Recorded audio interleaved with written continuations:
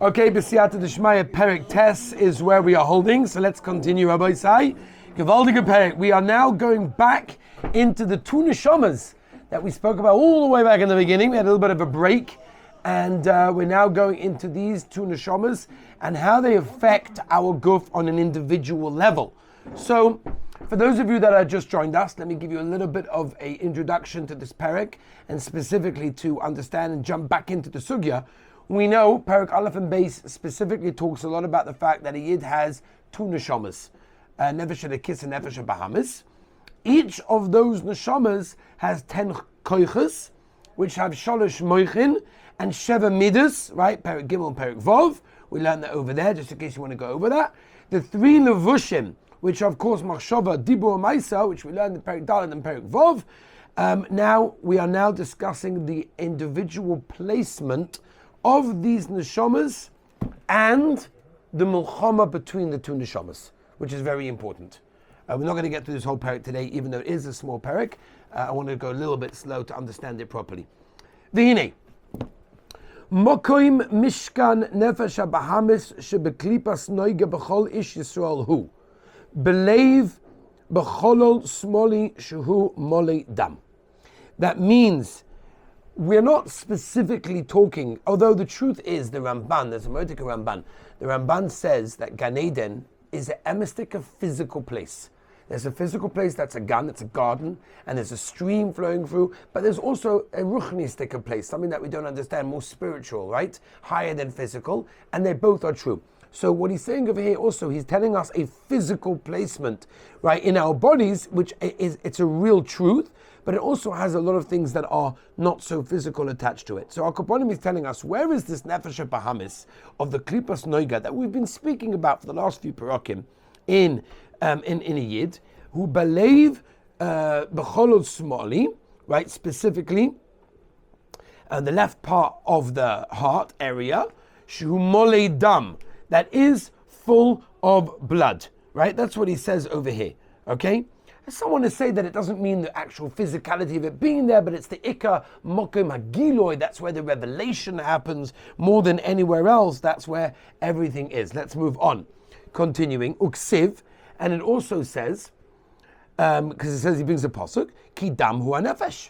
You see from there that in the dam you have nefesh. V'lachein, kol hataivas, v'hisparus, v'kas ukedoime.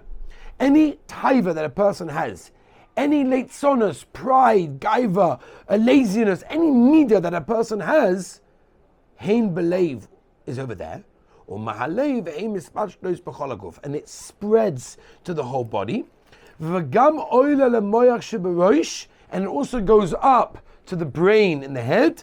L'chashav lahara behem u'lischachim bohem. Also, we turn it from there, from thought into Maisa, K'mosha Dam Makor Balev, just like blood, the Makor, the source, is Balev in this case.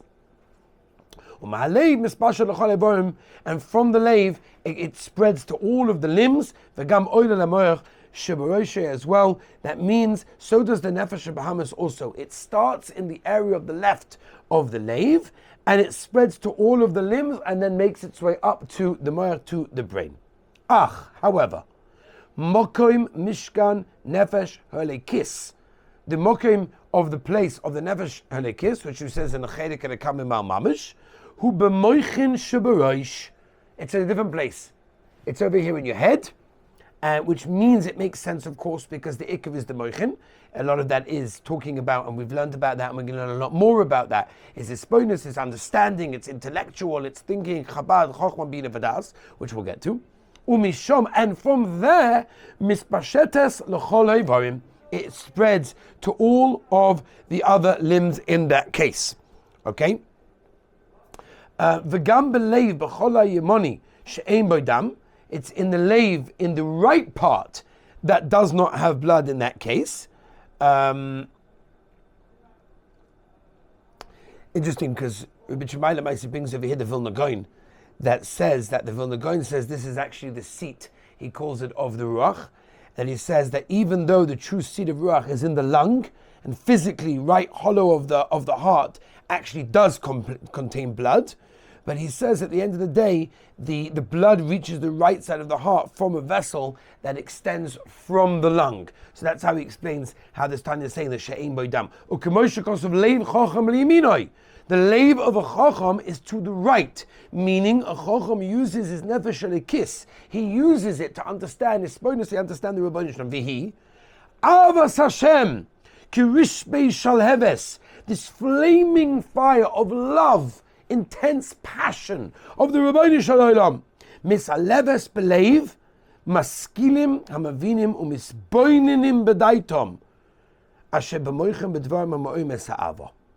This is what the Tanya explained, if you remember in Perek Gimel, that we need to use the brain to think, to ponder about the Rebbeinu Shalom's gadlus, which leads to Avas Hashem, which is of course the highest level.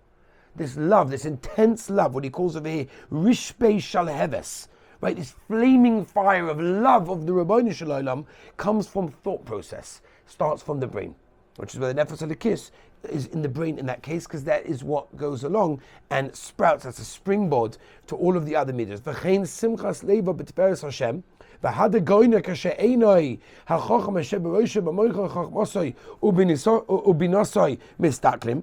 That means it's not enough to know in your brain the godless Hashem. You have to be able to see in the world godless Hashem. You have to look at the world and say, this is godless Hashem, this is the Rebbeinu Shalom. Through that, you're going to get to this flaming love of Hashem. Be Kara de Malka. With this pride of the Rebbeinu Shalom Tiferes Gedula ain't adin cheke ve'ain soif v'tachas k'mavor b'makim acher. Right, that we've had, we'll learn all the way later on in Perek Mem Gimel. V'chein sha'a midah shebelev heim ha'chachma bina v'das shebemoichin. So what he's told us so far is, where are these two neshamas that we've been speaking all about, and specifically why they are where they're meant to be. Just like the heart pumps blood to all of the organs, so too the nefesh of Bahamas has all of the midas, all of the taivas, everything's in there. But also in the brain we've got the nefesh elekis, which again, if we use our brain, chochma bina v'das, in an intellectual manner, we will then gain the idea of this avas Hashem, which of course is about everything. Remember, the entire sefer is kikar v'adav alechem oid. It's all that you can get close to Hashem, and it's closer than you think it is. That's all the sefer is about. So he's teaching us how to get close to Hashem. Okay? Ach. And this is the big ach. That means, right now the Tanya is switching course. Until now, he's been discussing the two souls, the two neshamas, as a separate entity. But that does not mean that they work together with each other. They're not working together. They don't work independently. Let's have a look. Ach.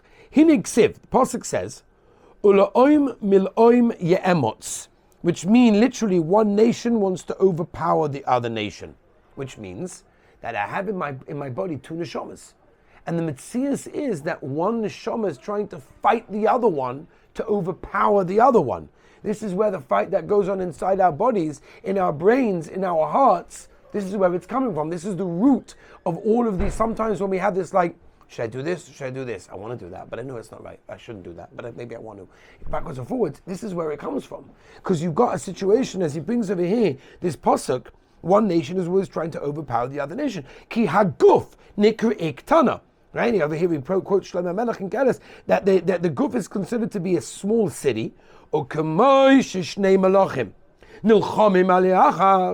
Just like you can have two kings that are fighting to be able to conquer one city. Each of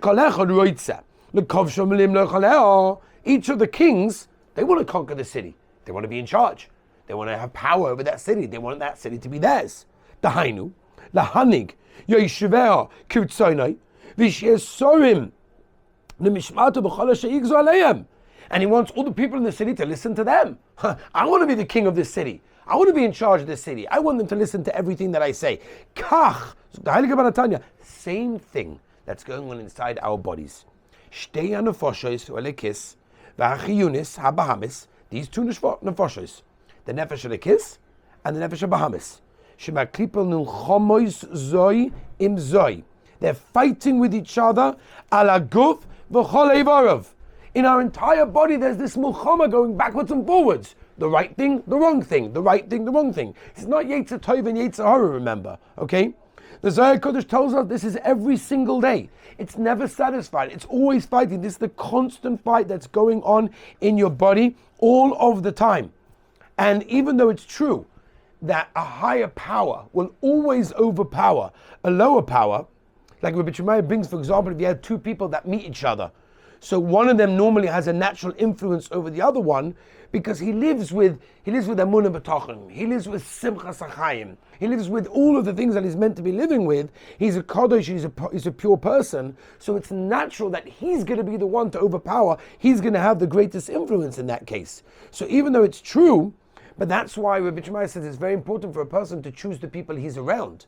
You want to naturally be together with people, you want to be connected with people who have these amazing qualities of Emunah B'Tochen and connection to the Rabbeinu Shalom, so that it rubs off upon you, and that will naturally influence you, because a person is influenced automatically by the higher power. In fact, he brings also that the Kabbalah that the Heilige Baal Tanya had, who got from his Rebbe, right, the Magid, who got it from the Heilige Baal Shem Tov, he says that the Ikka Tzivoy and being Mekayim, the mitzvah of loving the Rabbeinu Shalom, is not carried out by doing it in your heart, but it's developing a habit of exerting the mind, in hisbodedus and thinking about it.